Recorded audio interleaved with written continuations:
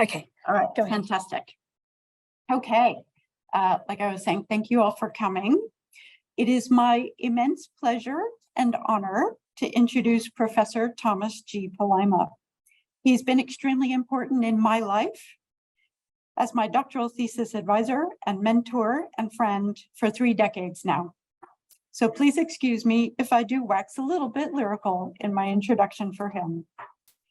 Tom is the Robert M. Armstrong Centennial Professor at the University of Texas at Austin and the director for 37 years now of the program in Aegean Scripts and Prehistory.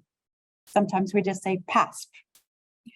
Tom has had many accomplishments throughout his career, too many to enumerate, but of course I'll name a few.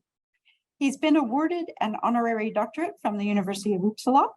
He's had grants from the National Endowment for the Humanities and from the Institute for Aegean Prehistory.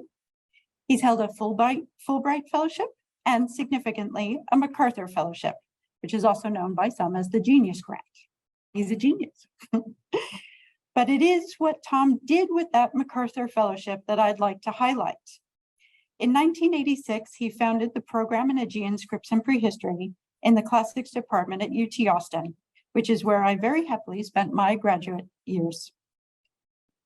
Tom created PASP not only as a way to pursue his own research in Linear B, which of course he did. He is the author of innumerable, all of which are truly seminal articles, which he wrote, by the way, without any sabbaticals. I say that to remind myself even. But Tom also saw PASP as a way to build and foster a community of Linear B scholars. During the past 37 years, Tom has hosted many, many international students and colleagues, all keen to work with the archival materials that Tom brought together at PASP, and which are available nowhere else. Some of which, thanks to Tom's generosity, are now on display in our museum's exhibit, Mysteries Revisited, From Ancient Codes to Comic Culture. I was fortunate enough to meet many of these scholars who came through PASP, including Tom's own advisor and mentor, Emmett Bennett, about whom I'm sure we'll hear more in Tom's talk. I cannot overstate the impact that Tom has had on the field through the scholars he hosted and mentored at PASP. The community that he created is very much alive and well today, producing new insights into Mycenaean culture, but also, and this is something I value even more than the academic side, it is a community whose members have supported each other through long-lasting friendships. This is something that Tom laid the groundwork for and nurtured over the years. And in character, Tom has asked me to send special thanks on his behalf to all the fine students and colleagues who have taught him so much over the years, but particularly 3 who are no longer with us, Fred Schwink, Ted Westhuesing, and Mark Southern. Another thing I want to share with you all is that Tom has gone beyond his work in Linear B to make real contributions into other fields. One is his work on violence and war and its effects on every individual person, both ancient and modern, who has been caught up in such life-changing and life-shattering circumstances. The other field is his love for music and poetry of Bob Dylan. Tom is a Dylanologist, if you ever knew there was such a thing. In both of these pursuits, Tom's writings are often intertwined with his study of Greek culture, and they always deal with the human condition that we all live with. This lifelong commitment to scholarship and to humanity has recently brought him another accolade. In April of this year, Tom was elected to the august body of the American Academy of Arts and Sciences, which was founded in 1780, believe it or not, and whose members include the likes of Martin Luther King Jr., Nelson Mandela, Charles Darwin, Mary Leakey, Malcolm Weiner, and Carl Blagan. Congratulations, Tom, on this amazing and well-deserved achievement. And finally, Tom, here's a little announcement for you. I want to officially let you know that Dimitri and I, along with Joanne and Peter, are preparing another, even more heartfelt acknowledgement of your career.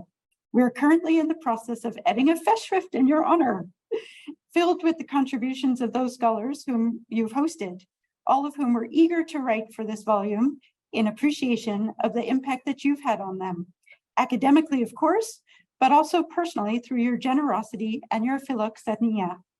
We've all had some memorable times in the music clubs and eateries of Austin, that's for sure. So on that happy note, I will end my encomium and pass the floor to you, Tom.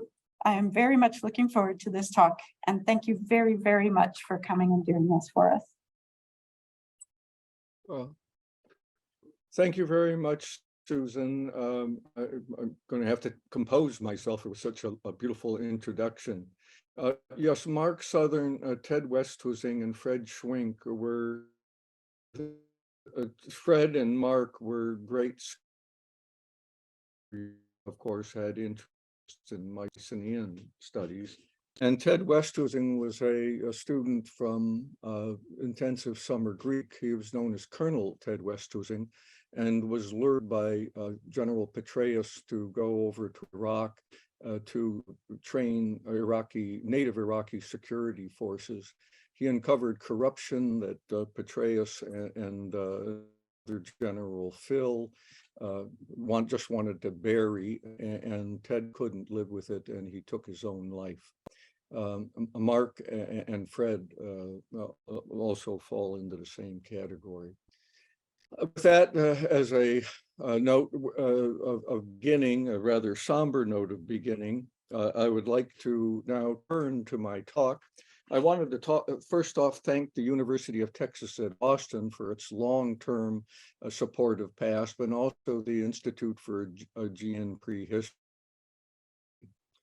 I also thank now the Department of Classics at the University of Cincinnati, which has agreed to accept, preserve, manage, and actively use the PASP arcs, integrating them within their extensive current archives in perpetuity from September 1st, 2024 onward.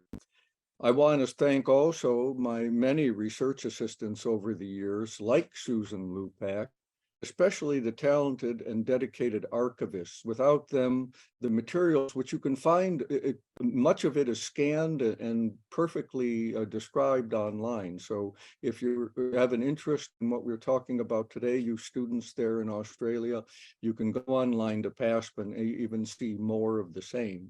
But these archivists deserve to be mentioned: Gerard R. Bruner, Sarah Buchanan, Christy Kostlow Moilanen, Zachary Quint, Sue Trombley, and Elizabeth Sickinga. I also give special thanks to Elizabeth Barber, who's joined us today, Andrew Robinson, Allison Fell, Margalit Fox, Regina Durig, and Bernadine Corrigan for using the PASP archives to make known the lives and work of Alice Kober, Michael Ventris, Emmett L. Bennett Jr., and their contemporaries.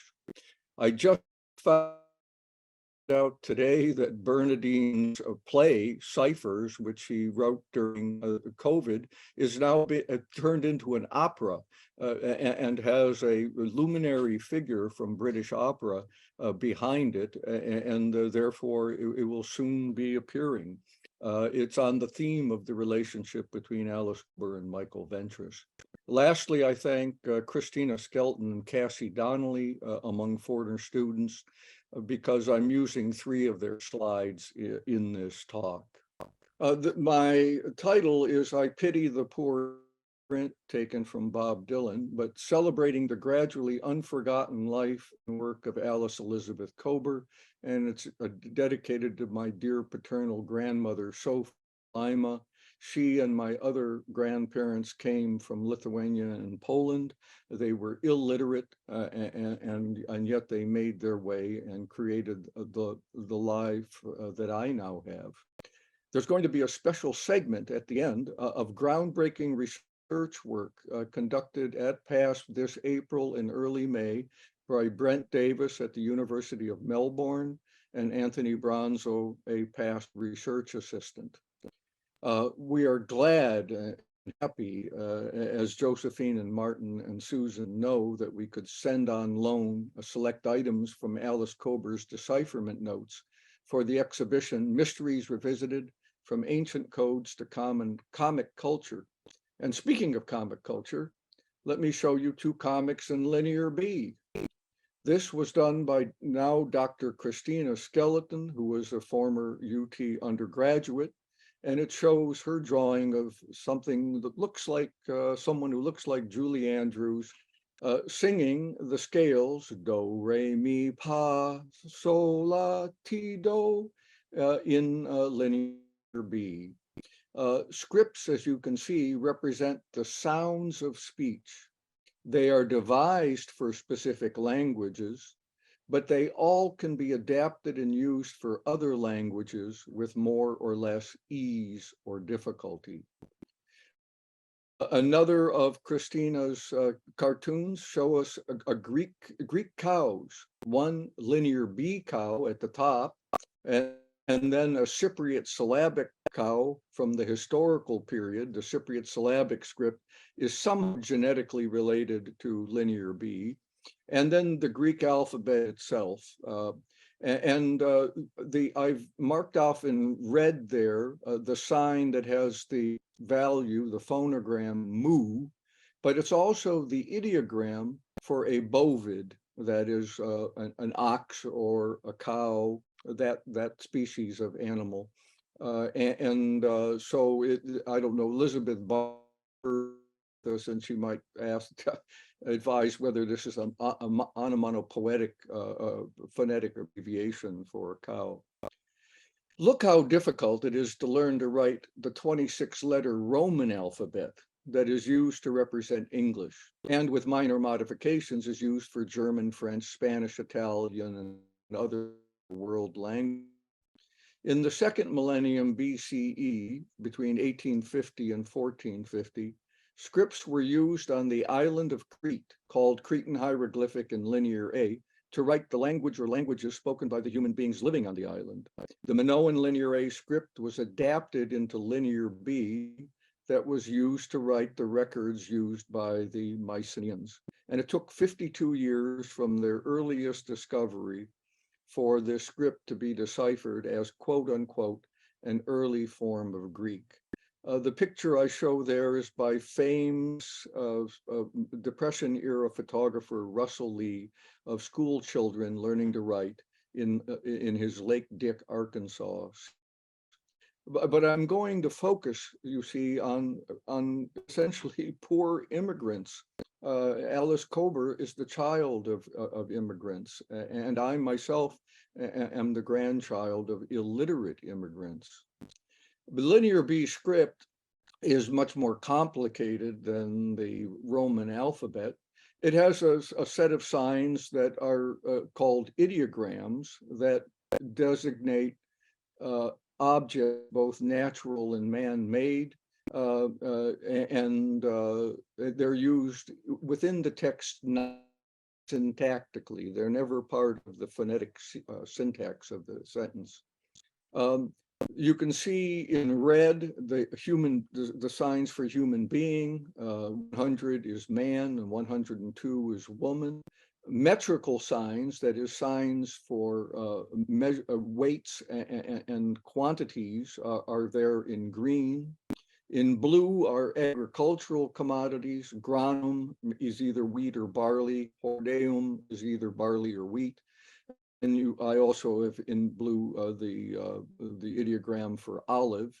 And you can see it's differentiated with phonetic abbreviations, so different types of olive.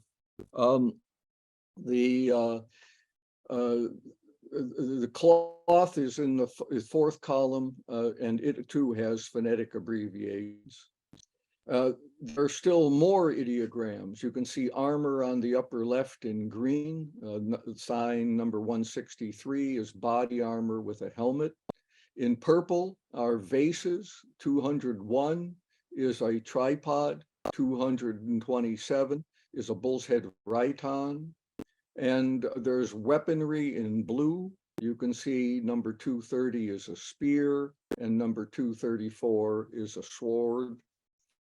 And finally, various component parts of chariots, 241, including wheels, 244, and the full chariot itself, 240.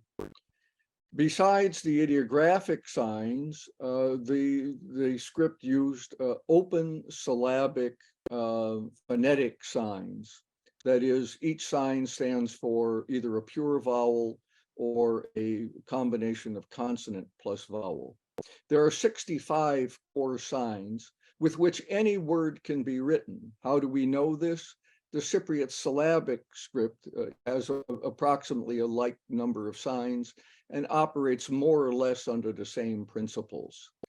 The Linear B also has complex or doublet signs. And these make the script look rather complex, but in fact, the scribes used these signs because they were useful either for representing sounds in the Minoan languages, which is where Linear A was working, or they are newly invented because they're useful in representing non-Greek words and names in the morphology of Greek words. You will notice here that the signs are arranged by phonetic values, but they are not in non-sequential numerical order. So in the top row, for instance, sign A is number 8, sign E is number 38, sign E is number 28. This comes from the period when the sign had no values because the script had not been deciphered.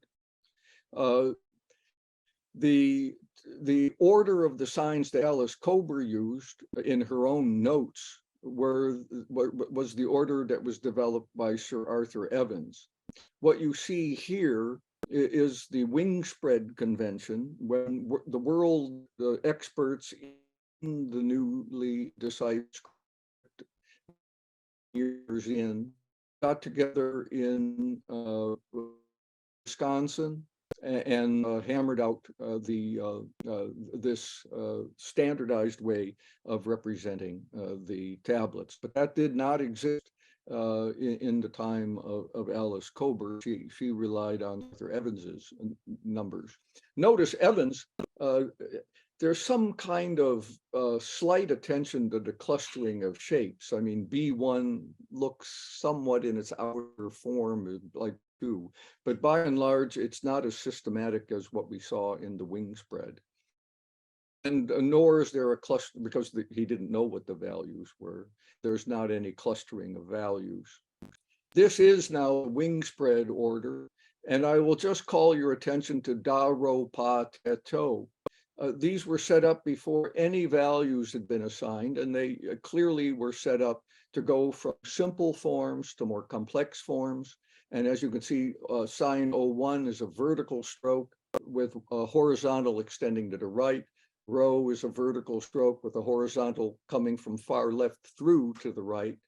03 is like rho, but it has 2 horizontal strokes. 04 could be like 02 and 03 with 3 horizontal strokes, but for some reason, they put 3 small strokes on the left and 3 small strokes on the right. So the sign has to be written with 7 strokes. But in any case, you can see how it is arranged according to the forms of the signs. In what follows then, I want to give you a better understanding of the phenomenal scholarly dedication, discipline, and achievements of Alice Elizabeth Kober, only matched in my experience by someone who's attending today, another Elizabeth Barber, whose work is absolutely spectacular, and her dedication to scholarship is virtually unparalleled. But I want you to understand who Kober was and what kinds of challenges they were facing. Also, how difficult it was for researchers in this field to attain valid results because of technological limitations. You have to think away Zoom, fax, internet, any kind of method of rather quick and instantaneous communication. This was a world in which 2 world wars had been waged. In 1945, the industrial civilized world, except for the United States, had been bombed back into the Stone Age, and it took a long time to recover. In Greece, there was a civil war between 1945 and 1950. Museums were closed, and so one couldn't go and look at the materials firsthand. And other There are letters between Myers and Kober when Kober's coming over to Oxford for about 5 weeks. He says, please bring some paper. I can't get any paper here in Britain. This is 1947. Orwell's 1984, by the way, was written in 1948, and his bleak view of society was derived from post-war Britain. I also wanted to mention, I have already, some pathways for further learning about stuff in case you're interested. And finally, I want to give the breakthrough Brent Davis and Anthony Bronzo, which I know will particularly interest Elizabeth Barber. Their open sharing of their discovery right now, 2 weeks after they found it, before it was published or hoarded and kept away from other people, is in keeping with the esprit de gif, and I hope will fortify recent positive developments in the scientific field of mycenology. But here she is herself, the belle of today's lecture, Alice Kober. You can see she is a smiling and happy person. I mean, in any case, I'll say no more. I have to keep on track. She is the child of immigrants. And Josephine and I were talking ahead of time. In the United States, except for the Native Americans, is a nation of immigrants. And Australia, except for the native Australians, the Aborigines, is also a nation of immigrants. I'm the grandchild of illiterate immigrants. Joseph, she's the daughter of immigrants in the 1960s. This is the ship manifest for the coming from Rotterdam and landing in New York on 29th, 1906. It lists in the first 2 lines, Franz and Katharina Kober. In 14, you can see that they have $57 to their names, and this was an enormous sum by comparison with other passengers. You can see $22, $15, $5, $6, $10, no dollars. These people were throwing themselves out into a brutally friendless world with these kinds of resources. The father, Franz Kober, is listed here as an embroiderer, and Alice's mother, Katharina, is listed as a wife. She was, it seems, a few weeks pregnant with Alice when she landed. Alice will be born less than 7 months later on December 23rd. Here you can see Franz and Katharina and Anna Gruber. Katharina's maiden name was Gruber. And so it's likely that this 18-year-old was some relative. And they're listed as the first 3 people off. Well, they have the most money. Isn't that what capitalism is all about? But the money may have meant that they had a somewhat higher class and they were able to push themselves forward with greater ease as opposed to the other passengers. I'm going to show Alice's a couple other of these primary documents because I find this interesting. We think when we have the primary documents, the statement of the passengers of the ships, the birth certificates, the death certificates, the censuses, but boy, there we have the hard facts. Well, nothing in some ways can be farther from the truth when you're dealing with an influx of immigrants and overworked officials. You can see on Alice's birth certificate that she's listed as Adele Kober. Franz has now become Francis. Katharina has now become Catalina. We're told that Franz has been in the States for 24 years, when in fact he's only been in the States for 30. I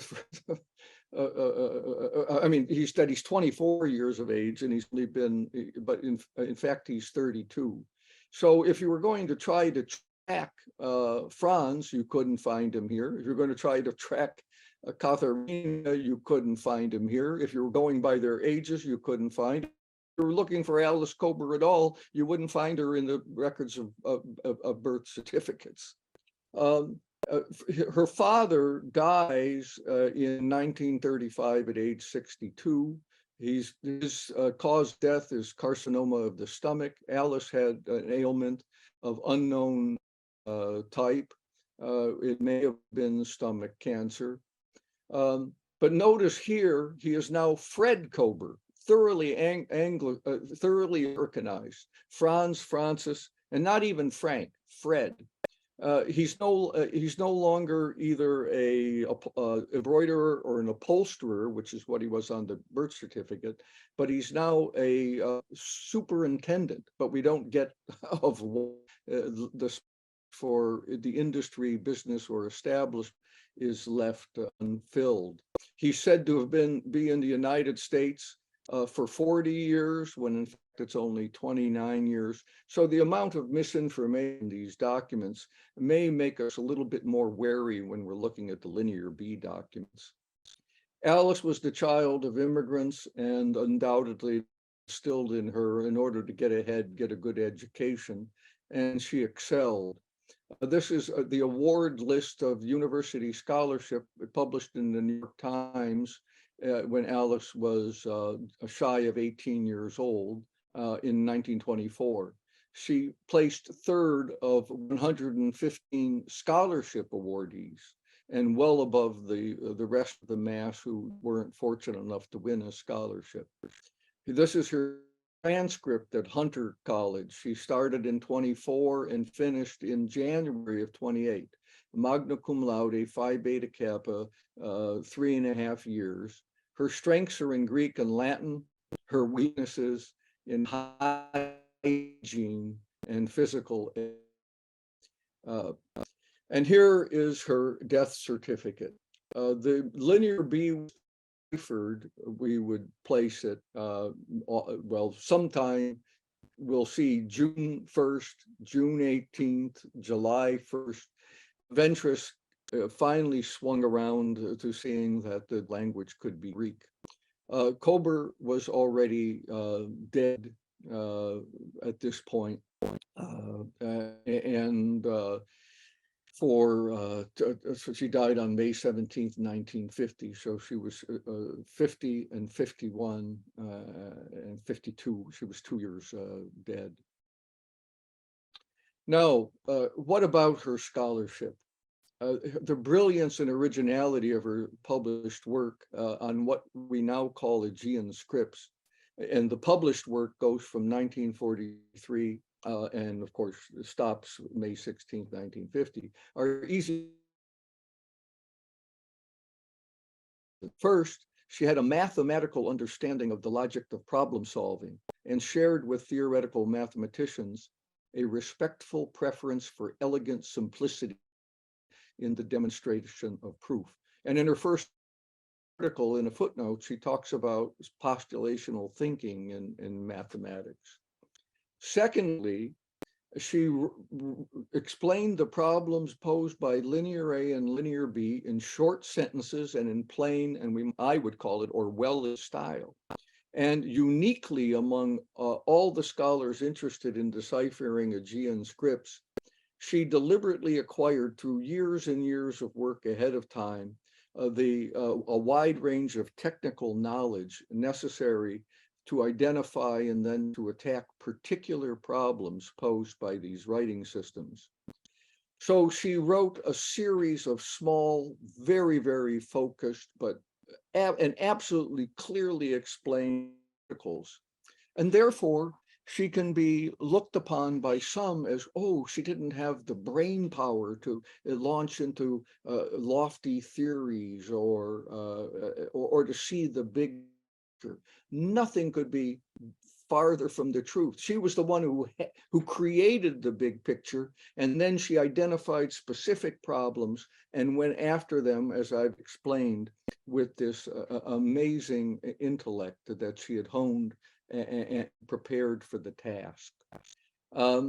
In her articles, she would make an exhaustive study of whatever point needed to be investigated, and then she would propose always tentative ideas. The one exception is her magnificent State of the Field survey article in 1948, The Minoan Script, Fact and Theory. And there she goes over Cretan hieroglyphs, linear A and linear B. It's written so well, I still recommend it as the starting point if you're interested in finding out about these inscriptions. What she was doing with these articles was absolute and sincere. She was genuinely and openly inviting the criticism of her peers. Ventris would eventually circulate between 1950 and 1952 20 notes, and they were very, very full and showed to the 20 scholars or so that he had united worldwide what he was doing. Kober was doing the same thing, only in published articles. And so they would have a broad distribution. If the ideas in the article were correct, then she could go on to the next stage. If they were not, she would have to read things. So she wrote simply and clearly on strictly delimited topics so that any intelligent human being could understand her evidence and her reason and be informed. So far from being a sort of a scholiast or pedantic, narrow mind, she had this broad understanding of data. She had prepared herself, as we'll soon see, to attack it full bore. And if at the time of her death in May 1950, any astute bettor who the field of people working on linear B would have placed all of their money on Alice Kober.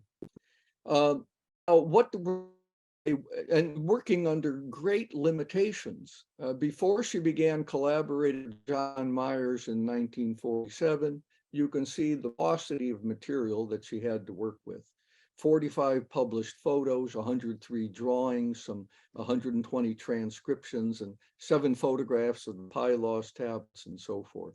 So the evidence was scattered, and the evidence was not available as it is later on in well-edited and clearly produced texts. Before she even embarked on analyzing linear B, she said to herself, oh, this is a script written for the Balkan Peninsula and the general Aegean area. I'd better find out what languages were spoken there. Where could I find them? Oh, why don't I look at the Greek lexicon and identify the non-Greek words, those specifically that have the Greek termination nthos. She did that. We have the manuscript in PASP. It was in the process of being computerized and edited when the young scholar to whom I entrusted it had a life crisis and abandoned the field. But it's still there, and it should be published when the materials moved to Cincinnati. She also, between 1940 and 1945, acquired her, again, very sound knowledge of Sanskrit, Hittite, Old Persian, and you can see the other languages, all in order to be able to see patterns or to eliminate possible contenders for the language behind the texts. Now, what I've just said to you is not often had not often been understood about Kober.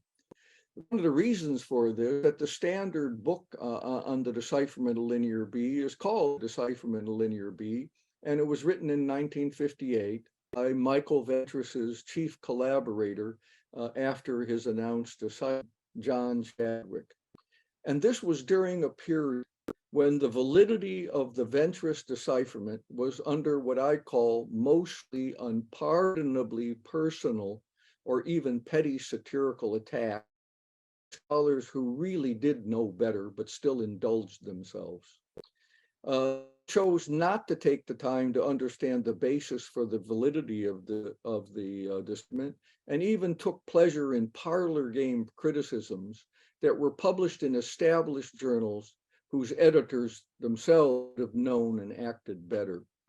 So what Chadwick did was emphasize the inevitable rigorous logic effectively turning Michael Ventris into an Alice Kober, and long hampering our understanding of the actual decipherment process. And this is not to denigrate Ventris. Ventris essentially learned from Kober how to proceed systematically, and also believed deeply from his architectural work in something called group working and collaboration.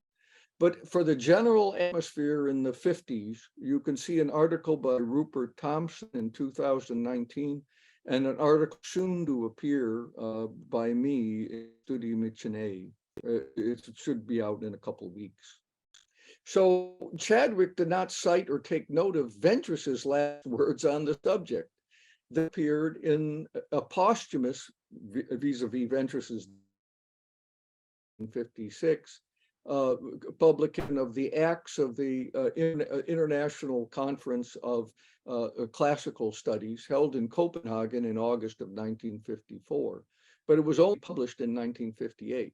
And I'll just show one sample. And he actually 4 or 5 places where he said, Kober set the standards, Kober taught us this, Kober taught us that. This method of attack that Kober's precludes random attempts to give a premature vocalization to isolated words, since every assumed value automatically leads to a chain reaction among those which are grouped with it on the same vertical and horizontal columns, as in the grids we saw earlier from wing spread. And effectively disproves any such arbitrary attempts by others. Also of great importance was Kober's demonstration. So the grid is often attributed to Ventris, but it's Kober's grid, and we'll see. This is when the talk was given. You can see on the left, and then the talk was actually published. I didn't know about this until sometime in the 1990s. Kober, pre-computer, did up, I think it's 168,000. I often do a metathesis. I forget whether it's 168,000 or 186,000. In any case, tens of thousands of these little slips of paper which had information on them about the inscriptions, the signs that occurred, the order in which they occurred, and so forth. And this slide is taken from Cassie Donnelly. Kober then used those data on those slips as the hard fact. She made sure everything on those slips was as accurate as it could be. There was no hypothesizing, no putting a hunch down, nor even proposing a hunch that might distort the factual information. She also tells us here in Minoan Scripts, Facts and Theories, we didn't have good photographs. We couldn't look at the originals. Often we were lucky if we could see a cast, that kind of thing. In 1956, these are the scholars from the wide world, many of whom had been drawn together by Ventris in his work group and circulated work notes. And there you can see John Chadwick, Emmett Bennett, Michael Ventris. And the pity is that Alice Kober could not be among them. Here she is, though. She won a Guggenheim, and the Guggenheim, to get a Guggenheim is puts you at the pinnacle of your specialized in whatever area you are studying as a scholar. And this would give Alice her first time off the burdensome teaching of 4 or 5 classes per semester. From 1932 onward in her position at Flynn College. Ventris, meanwhile, said, learned from Kober how to do analysis of the signs in their context and in relationship to one another.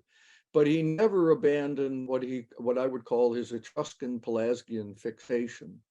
Here is Ventris in 1936 as a schoolboy. This is the year he met Sir Arthur Evans. And then on the right, just because it's interesting to see, is the script he read when he broadcast his decipherment on the BBC on July 1st, 1952. In 1940, 4 years after the picture, The year in which he met Sir Arthur for the first time. He writes to Sir Arthur when he's 17 years old, and a few weeks before his mother committed suicide.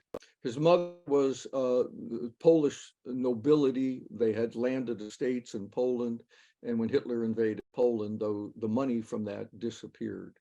She committed suicide, leaving Ventris at the age of 17, being close to 18, without any parents.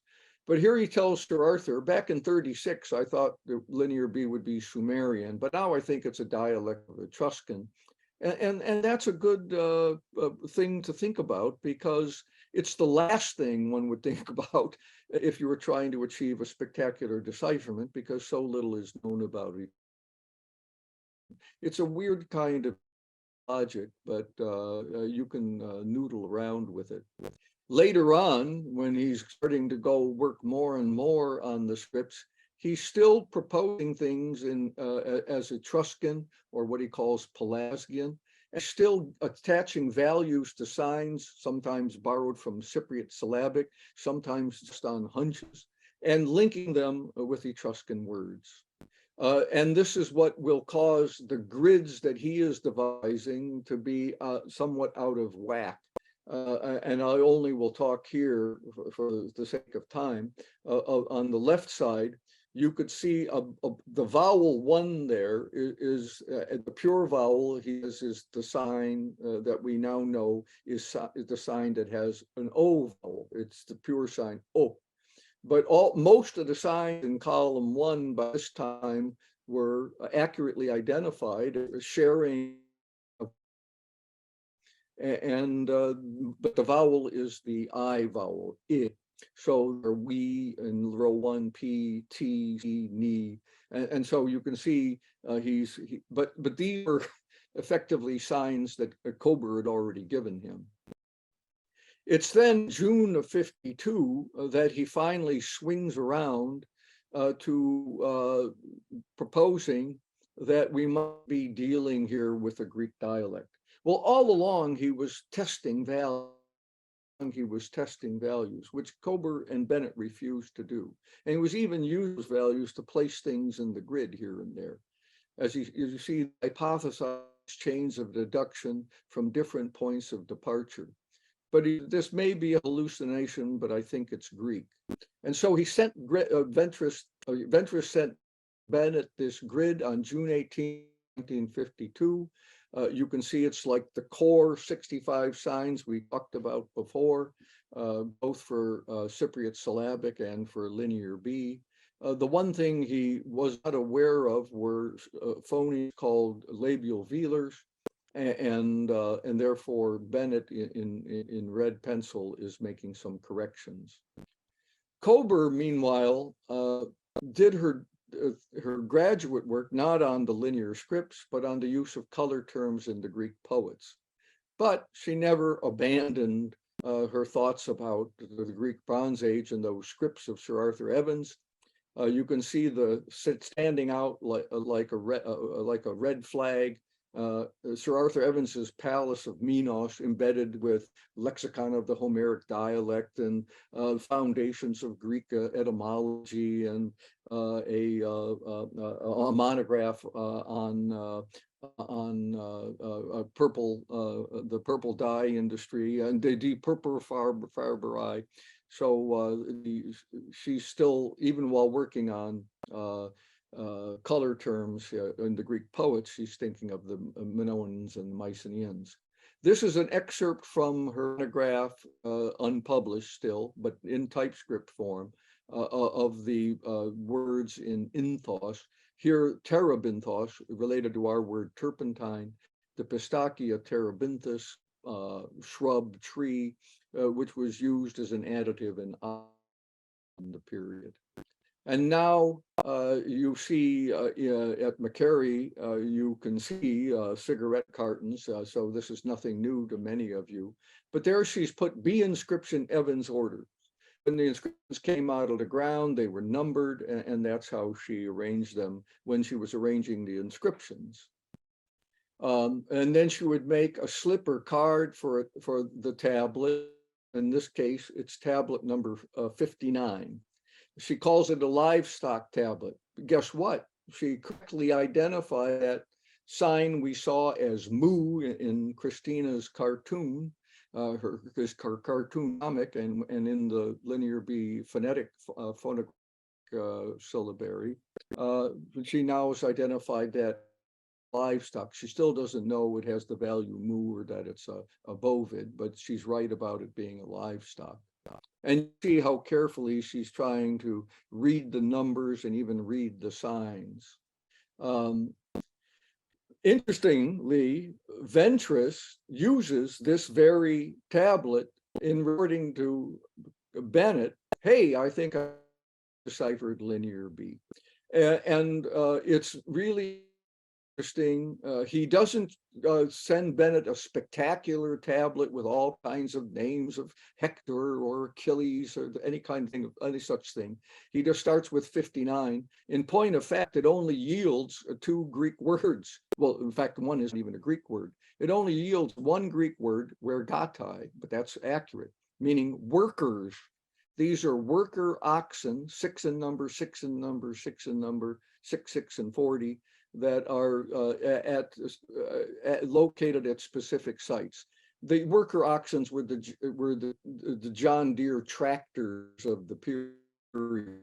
These were the things that did heavy hauling of stones or plowing of fields, and so they were highly controlled by the central palace. But the one word that is readable is the site of Tulissos. And this is what another tablet looks like, FP13. And I would have seen as a cast in the Ashmolean Museum. And this is a mod photograph. And it has Meno, a month. In pink are place names, 47 Couteau, De, that means going to that site.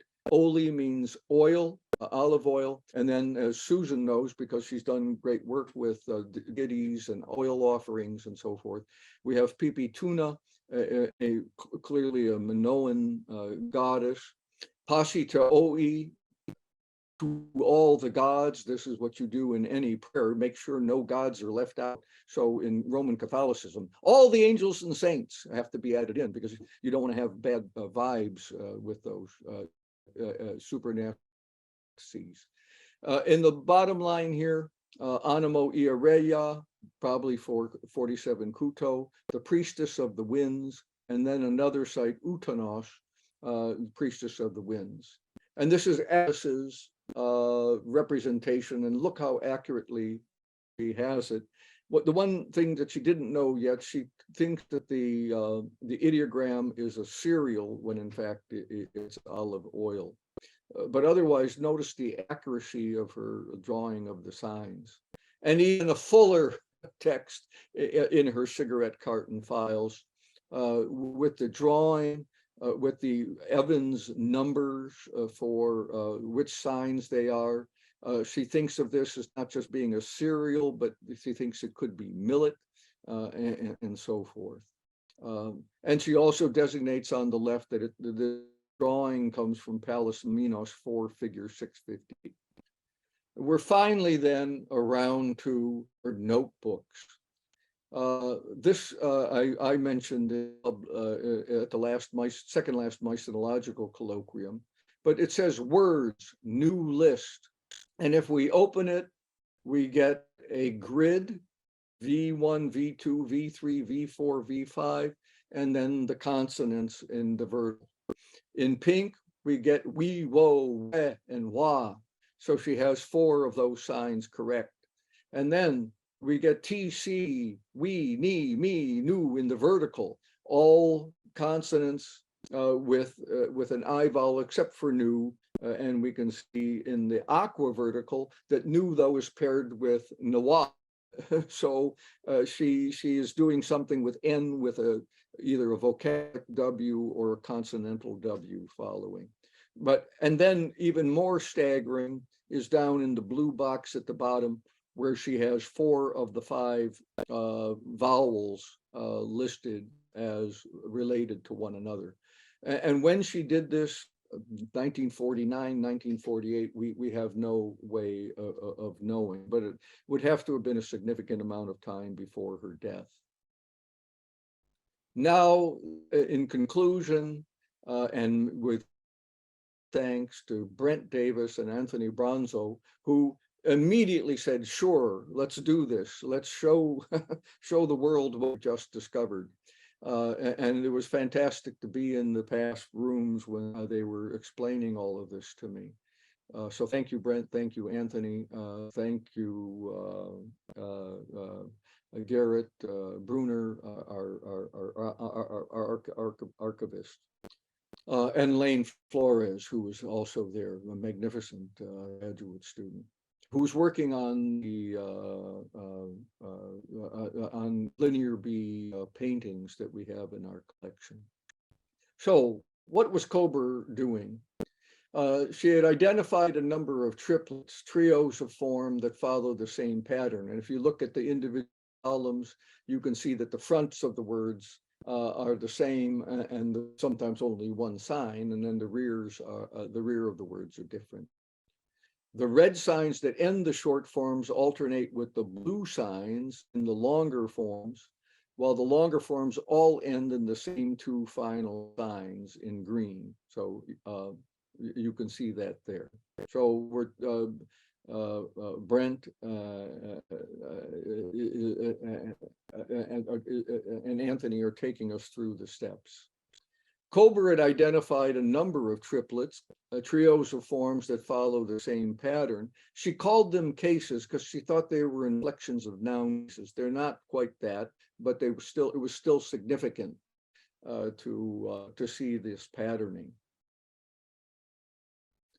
She suspected that for each variety of triplet, the blue and red signs serve as bridging signs between the stem of the word and its ending, such that the two signs begin with the same consonant but end with different vowels.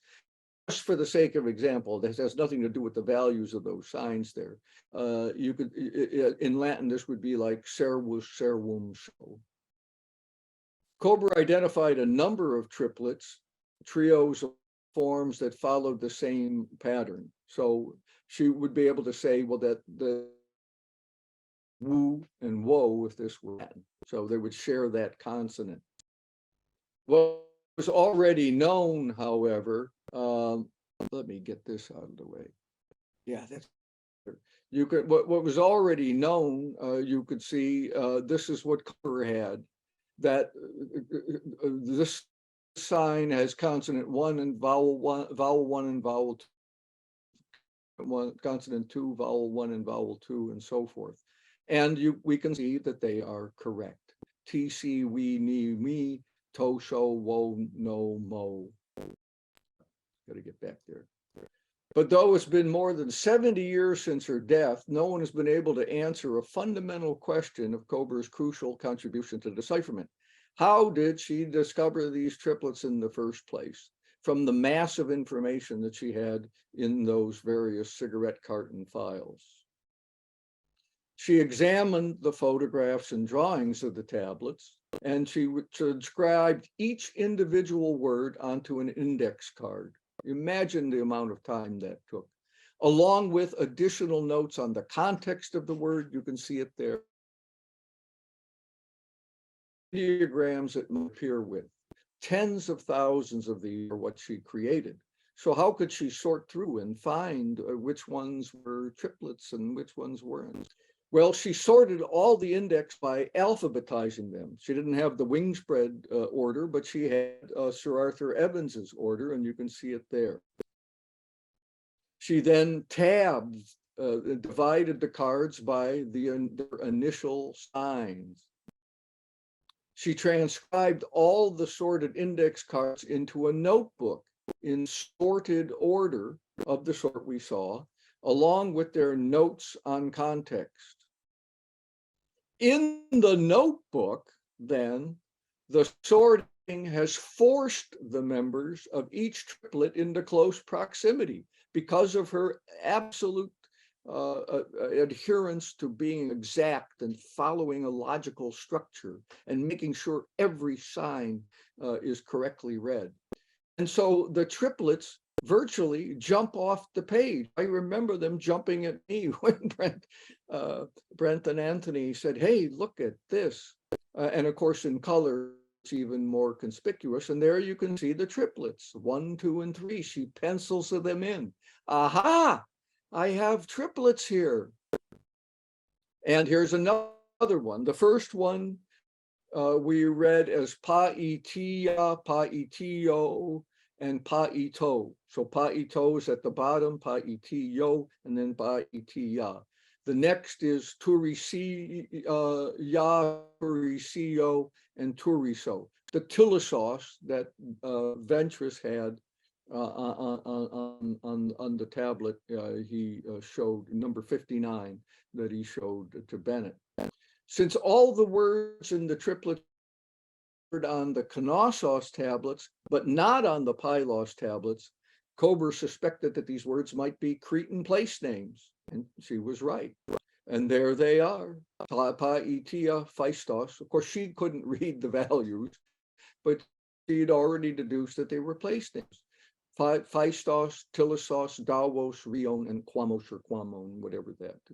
Well, that would have to be Quamo. She was absolutely right. 3 is the place. 2 are adjectives derived from the place name, designating women in case 1, feminine, the women of Tilisos, the men in Tilisos in the case 2. In the year before her premature death at the age of 43, she was in fact doing a list of pre-Greek names, including Cretan, Minoan place names. That was complete, and she says, all in all, it's extremely fortunate that tablets consist of large names, since the names make up a large part of the pre-Hellenic words in Greek. And there she is. First began my Minoan scripts. I spent years making a file of pre-Hellenic words. I still remember the weeks I spent fitting and so forth, just getting it all into cigarette cartons. Thus, it would likely have been just a matter of time before she began drawing connections between the triplets and those Cretan place names. Emmett Bennett once told me, and this is about the only thing he ever told me about his work on the decipherment, and I never asked. I was too busy, as most young people are, with my own deal. The place names were the Rosetta Stone. We didn't have a bilingual or anything like that, but the place names were the Rosetta Stone. 2 years after she died, Ventris drew those connections for her, and they were crucial to his decipherment. But Alice Kober paved the way for him and came tantalizingly close to getting there first. If you want to know more about these magnificent scholars, the best place to start with regard to learning about decipherment is still Elizabeth Barber's Archaeological Decipherment, a handbook. Andrew Robinson's The Man Who Deciphered Linear B. Andrew came and used the archives in PASP.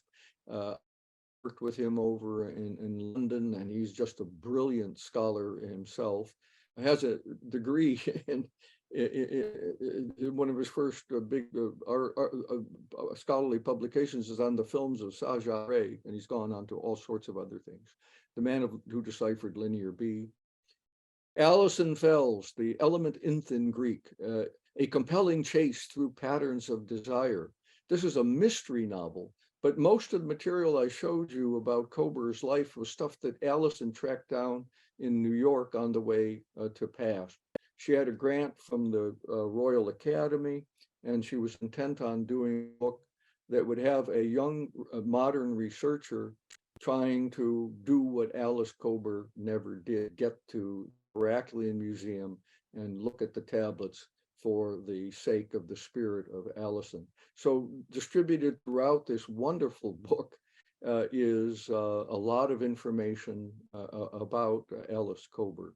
And finally, last but clearly not least, we started with a labyrinth on a tablet, you may have noted. Now the riddle of the labyrinth, the quest to crack an ancient code. Margalit Fox came down in the archives, used her own brilliant mind to piece together Alice Kober's work on the script and published this marvelous book in 2013. She's published other books, one on a Bedouin sign language, another book on a true Sherlock Holmes took up, rather Arthur Conan Doyle took up in a Sherlock Holmes manner, and she's going on to other wonderful books. So these are 4 places to look, not only just for scholarly purposes, but to become a more fully informed human being. And once again, I thank those 4, and also I thank Bernadine Corrigan. She wrote a play during the time of COVID, and now she says it's well on its way to becoming an opera. And Regina Durig's homage to Alice is again spectacular. So those are places you can look. And we'll stop there as we look once again at Alice Kober's dissertation, The Use of Color Terms in the Greek Poet. I hope that's been of interest, and if we have time for questions, I don't know, but we will stop there.